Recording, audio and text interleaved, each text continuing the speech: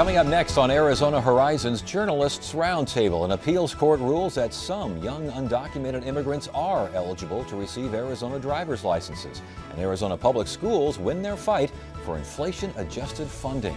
The Journalists Roundtable is next on Arizona Horizon. Arizona Horizon is made possible by contributions from the Friends of Eight, members of your Arizona PBS station. Thank you. Good evening and welcome to Arizona Horizon's Journalists Roundtable. I'm Ted Simons. Joining us tonight, Mary Jo Pitzel of the Arizona Republic, Mike Sunnix of the Phoenix Business Journal, and Luigi Del Puerto of the Arizona Capital Times. A couple of major court decisions this week, and they both went against the state. We'll start with today's ruling on inflation-adjusted funds for education. And Just give us a background here, Mary Jo, because we've heard a little bit about, we've talked about it on the show, but this is kind of quite the ruling, and piggybacks on a Supreme Court ruling, correct? Right. Yeah. This is a big ruling on K-12 finance during the Great Recession years. The legislature did not fund inflation funding for the school formula. They suspended that for 4 years. The schools sued, went through the court system. The Supreme Court last fall said, hey, you got to do this. You've got to fund it because that's what the voters directed when they passed Proposition 301 in the year 2000. Today's ruling is basically the judge is doing the math on how to pay out that money. And bottom line is, she said the state needs to adjust the base funding level per pupil by $317 million collectively. Over 5 years, that amounts to about $1.6 billion. And then she said, and I'll have everybody back in court next week, and we're going to talk about what to do about the $1.3 billion in back payments that are owed the schools because of those 4 years of no payment. So basically, you were wrong, legislature, by saying the voters said inflation adjustment has to be included. Legislature said we're in a recession, we can't afford this right now. The courts are saying you were wrong to have done that.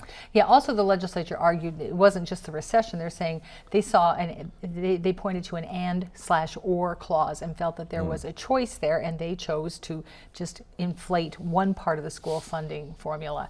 But the bottom line is that the legislature's lost, the state has to pay. Now the question all revolves around how and when, and what will be that method. How? I mean, how in the world are they? Is the state going to come up with this kind of money? Well, yeah, this could be potentially devastating to the state budget. Well, they'd have to either raise taxes, sales taxes or something, or have just kind of mammoth cuts.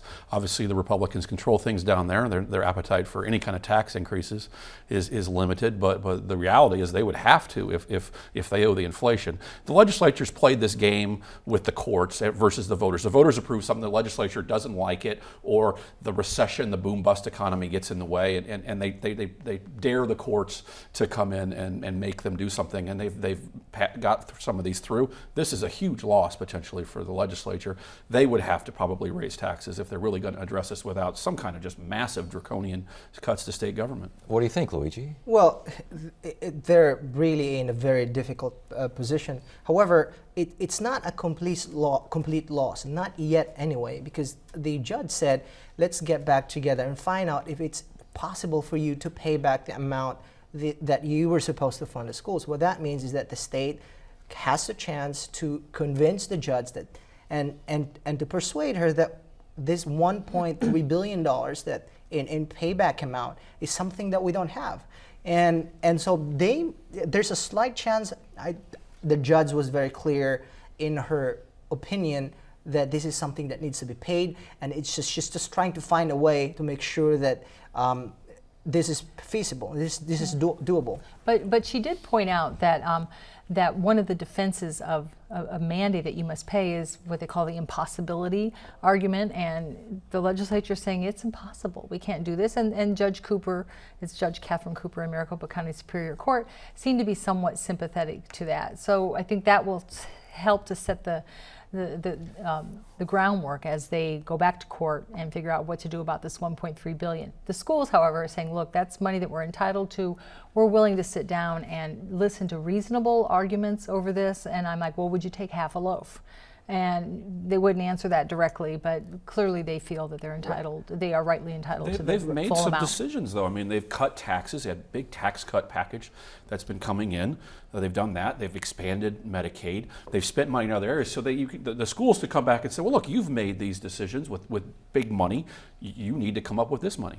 Yeah, and somebody pointed out that, I mean, look at what we just went through 6 weeks ago with the new Department of Child Safety.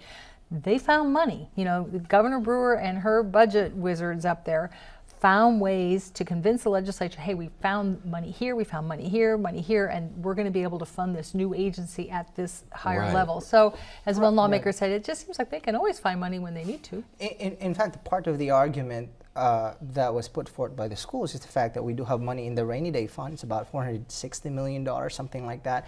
And we do have carry forward balances, meaning money that we have set aside because we are looking at a deficit in a couple of years here. Our budget analysts have said that the money that's coming in is enough to take care of our spending priorities right now. But in a couple of years, we really are going to face a budget, another fiscal cliff. And so at $317 million in a year, we can probably pay for that. But if we're looking at $1.3 billion that we have to pay, and however that's paid, that's a sticker shock. So basically, you're talking in a 5-year span, the possibility of $2.9 billion. Am I doing my ASU math correctly here? Yes, you did. Yes. And goodness, I mean, what? So who wants to be governor? I mean, who wants, Well, who I wants mean, to come yeah, in I mean, you talk and ab- have you this talk land about- in their lap the first day in office? Yeah, welcome to office. Go figure this one out. Well, and you know, you have Doug Ducey out there, who's one of the front runners to win this. What did he oppose? The sales tax extension. Pretty hard for him to come back and say, you know, let's go for another cent again, or we have to Another do this. 1 cent? Yeah, I And mean- what did that 1 cent raise? About $1 billion Yeah. a year. And you can certainly argue if the ballot measure 2 years ago that voters rejected was a good one or properly constructed, but it would have continued that penny tax, and it shows the power of that penny. And what really struck me about that court ruling is that the judge said this idea that this argument by the legislature that the voters cannot tell lawmakers how to appropriate funds, that's just wrong. She said the balance of power tipped in favor of the voters when the voters approved the Voter Protection Act, and any program that's been approved by the public since then has to be followed and has to be funded. And what happens next is simply some sort of a ministerial duty on the part of lawmakers to make sure that that program is funded. yeah. That's big. The voters would be the ones that would have to solve this. Right. Republicans have so much pressure from tax pledges and not raising taxes, and you could take, like Mary Jo said, you could take a 2 cent, a 3 cent, and say this is just for schools, this is just for kids, and not water it down with all these other things, and maybe voters would go for. And one thing to think about is we have a $9 billion budget, and we're looking at potentially almost a third. I mean, that's a huge chunk. All right, another major court that's happened earlier in the week, and so it's kind of gotten lost here because of so much else going on, about a unanimous decision by the Ninth Circuit Court of Appeals blocking the governor's executive order not allowing these driver's licenses for the Dreamers. Talk about this. Yeah, this was the deferred, not deporting them that Obama announced before the election last time for young undocumented immigrants who were brought in the country by their families. Really has it solidified him with Hispanics. The governor opposes that and doesn't want to have them be able to get driver's licenses. So this ended up in court. It goes to the Ninth Circuit, very liberal appeals court. They sided with the federal government and then the immigration activists on this equal protection argument for the folks. And one thing it does, it was back to the state versus federal who has immigration powers. And one of the justices wrote that Arizona would create this new category of immigrants, of immigrant status, if they're here legally from the feds, from the deferred action, but Arizona won't give them driver's licenses, they cross the line. And so this is another case of Arizona versus the feds. Who has immigration power? Usually it's the feds. I thought it was very interesting in the ruling. They basically said that the governor's actions show animus toward these young people. I mean, that's relatively harsh there. That is very acerbic for the appellate court to say, and what it really shows is that the court did not like one bit this executive order by the governor to basically say, here's one group of people we are not going to give them a driver license just because, according to the court or based on the court's perception, the Arizona state does not like the Obama administration's policy on these young immigrants. And didn't the governor then, when it was pointed out that there are other groups somewhat similar that were able to receive driver's licenses, didn't she Yeah. then She did. exempt them, which I think fuels that conclusion that maybe this Yes. is motivated by animus. I think And the, the please, please, go ahead. conservative side will say this is an executive order by a president who doesn't pay attention to the existing statute. He's carving out this exemption for the Dreamers because he doesn't want to pay attention to the law. So the order itself from the White House is not legitimate. Obviously, the federal court disagreed with that. And the governor was expectedly very irate about that court decision, and she tried to draw a nexus between this particular policy and what's going on, the recent crisis on the border. And she's saying, look, what will stop this president from creating another program, giving these new folks, a pass, if you will, and we will have to give them a driver license. The governor's response, she called it outrageous. She mentioned that the three appointees there at the Ninth Circuit that made this decision were all democratically appointed. Very political in their response, almost to the point where she didn't much talk about the case on its merits. She talked about the political aspect of all Well, this. yeah, I think like Luigi said, a lot of conservatives are worried about this recent influx of the unaccompanied minors and the folks from Central America, and they're going to get a pass too. They're going to get some kind of amnesty, much like the Dreamers did. Something like this and something like the kids coming across, does this mean that immigration is now, again, top shelf as far as the campaigns are concerned? Top shelf or very near to it. Even in legislative races where we expected Medicaid expansion to be the big issue, and it is. But immigration, when you talk to the candidates themselves, they're saying nobody's asking us about Medicaid expansion, but boy, they're asking about these kids coming across the border. They're asking about the people being dropped off at the Greyhound station. And look at what the gubernatorial candidates are doing. Christine Jones is going to mass the National Guard at the border, and Doug Ducey's going to put up every kind of barrier that's conceivable. I don't know how you're going to do that and pay $2.9 billion. I was going to say before or after the $2.9 billion. But yes. So this is all evidence that immigration's come way back up on the list of issues. I'd also like to point out that there is another case before a trial court here in the state, and that has to deal with tuition rates or in-state tuition rates for the DACA recipients, the same universe of illegal immigrants. And basically, the case is about whether the county colleges and universities, post-secondary institutions in the state, are they able to provide in-state tuition to this group of people? And I've talked to lawyers who represent both the county district on the one hand, and then the Dreamers on the other hand, and they both agree. Basically, they have the same goal, by the way, but they both agree that the Ninth Circuit opinion could have a potential impact on this that case. as well, yeah. All right, let's keep it moving here. We had a ruling this week regarding medical marijuana for post-traumatic stress disorder. Sounds like Will Humble, State Health Director, reverses course a little Well, bit. yeah, he had an administrative law judge rule against him. He had eventually, originally said no to PTSD for medical marijuana users. They took it to a hearing. The judge told him, well, you need to think about it a little more. And so I think we're one of 9 states now to offer this. There's a lot of, it's kind of iffy on the kind of medical research on this, on what kind of benefits and detriments it might have. You have a lot of activists that say it helps. And so we'll see. I mean, I think this was a big win for the medical marijuana advocates. They keep wanting to push the envelope and get more things open to marijuana in general. And I think that Will Humble basically said he was looking for at least one study that would show medical marijuana would be beneficial to these patients, and apparently he found that study, along with anecdotal evidence as well. Yeah. Yes.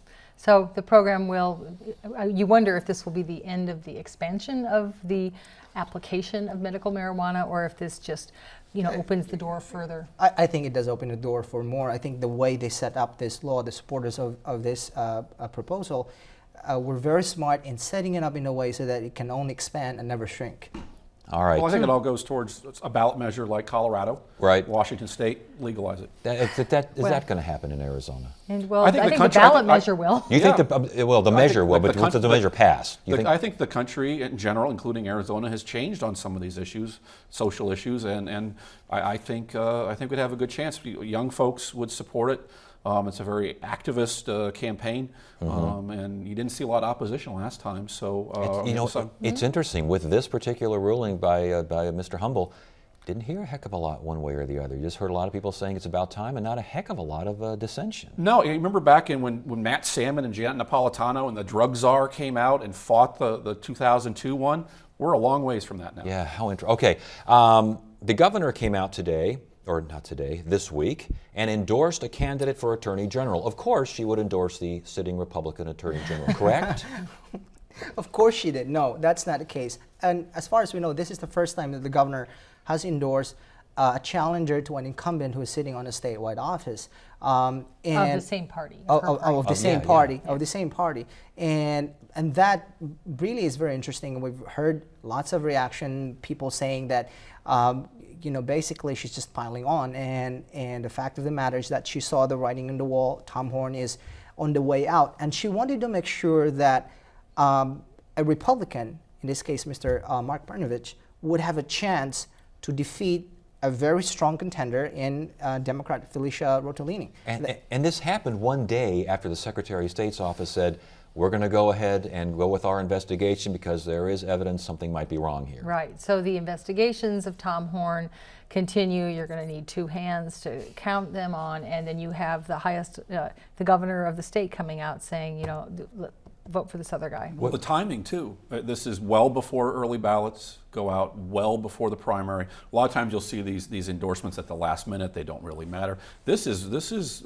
timing. Very much helps Mark in his race against Tom Horne. Is this the Republican Party, governor in particular, but the Republican Party in general, just thinking Horne cannot beat Rotolini? I think there's a lot of that among Republicans, that she's strong. She could be the strongest statewide candidate for Democrats this time. You can see a lot of Democratic money go to her. Big focus. If she wins that race, Rotolini, she could run for governor, she could run for Senate after that. So I think they see that, and obviously Tom is very wounded, and Brnovich is very conservative, so that appeals to kind of the primary voter. So it's kind of a perfect storm. And Mike's right. I think some of the fear among Republicans is that if a Democrat were to become the next Attorney General, then Rotolini may not be so enthusiastic in fighting for some of the laws that we have passed. For example, the voter ID laws that we have passed, the immigration proposals that we always do almost every 5 years or so. The impact, though, on the primary of having the governor endorse one of these, and I say this, it may have more impact on the general than the primary, considering that the primary, very conservative. Lots of conservatives aren't happy with the governor right now. Correct. And Tom Horne appears to, I think you said, that everybody's piling on to Tom Horne and they see the end.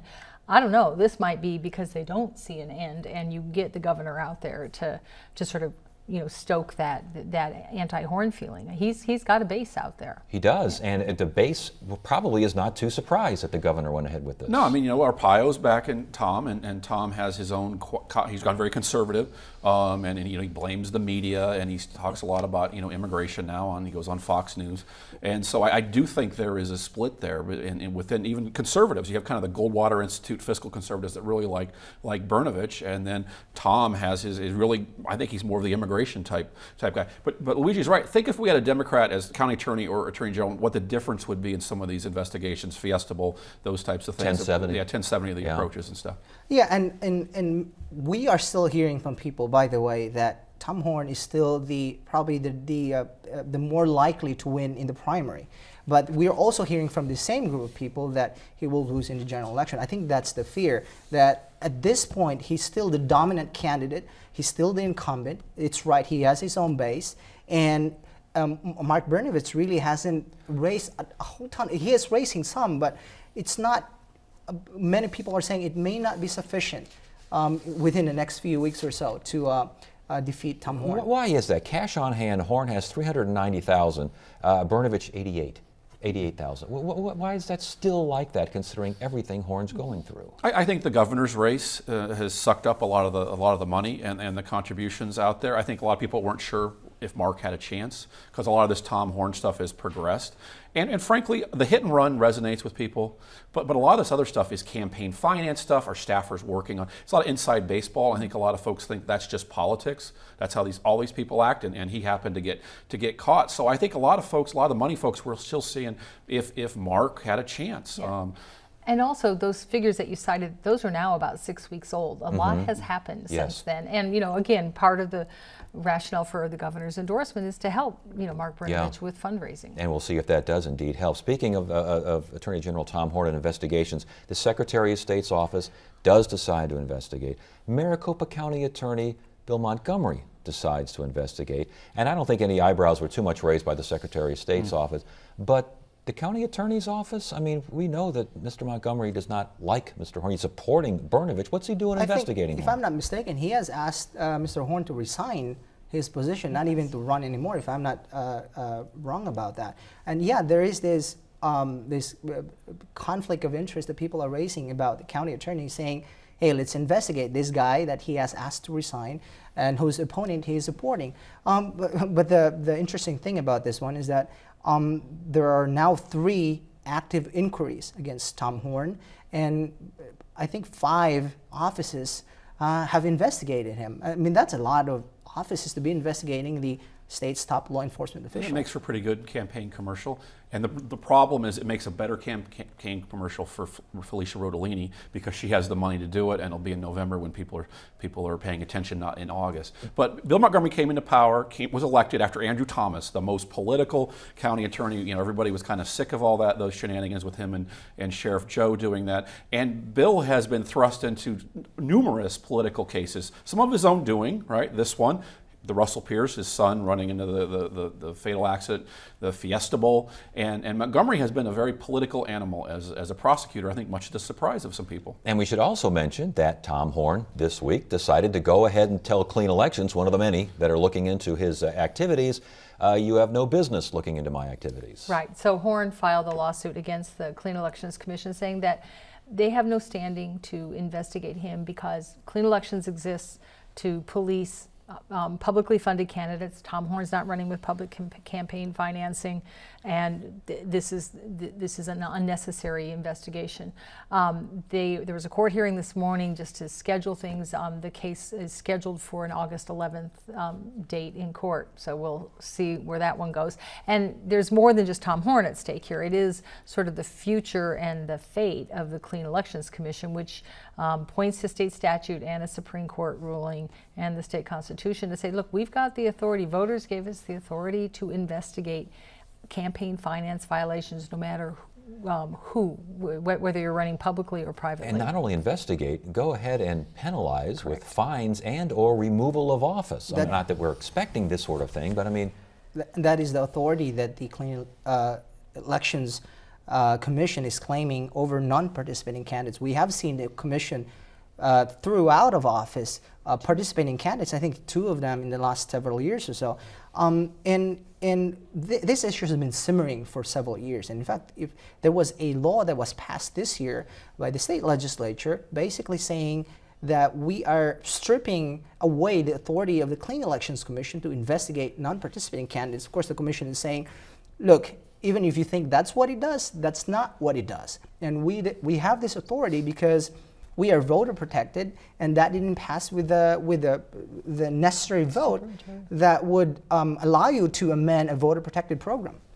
I think it all comes down to, for voters, they're eventually going to say, you're the Attorney General, you're supposed to be prosecuting people, you're not supposed to be the defendant in all these cases. So it's just a cumulative thing. We keep waiting for the tipping point. I think the governor's endorsement really will move the So you think that's a major factor? I do think so. I think people will start looking at, well, she endorsed this guy, not the sitting Attorney General. Oh, he backed into somebody's car. He's in all these fights with everybody, every other agency. I think it's just the odds are improving for Brnovich. And at the next hearing is August 11th, you said, regarding this particular aspect? That's 2 weeks before the primary. I mean, you get 2 weeks before the primary, and you're sitting there with your attorneys in court trying to explain why someone, an independent overseer, shouldn't be looking at you. And in fact, that's not only Horne's problem. His problem is that he's looking at the early ballots. They are going out in about 3 weeks here or so. That means that first rush of voters are going to make up their mind about who they want to be the next AG, and they are seeing, reading, and digesting all this news against Tom Horne. All right, we will stop it there. Interesting week. Good to have you here. Thanks for joining us.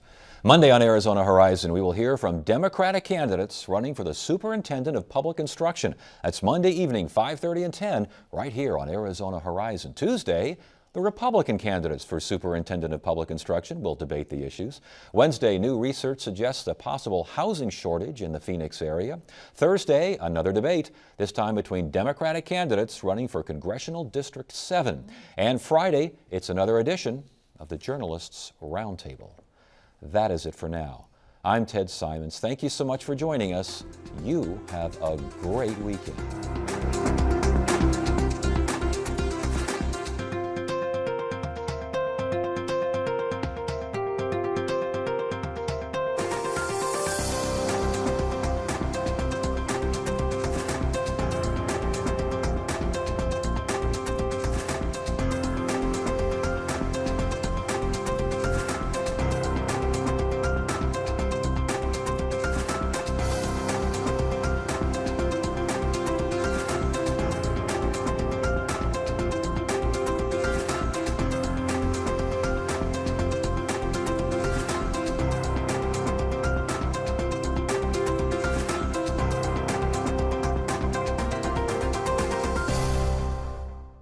Arizona Horizon is made possible by contributions from the Friends of 8, members of your Arizona PBS station. Thank you.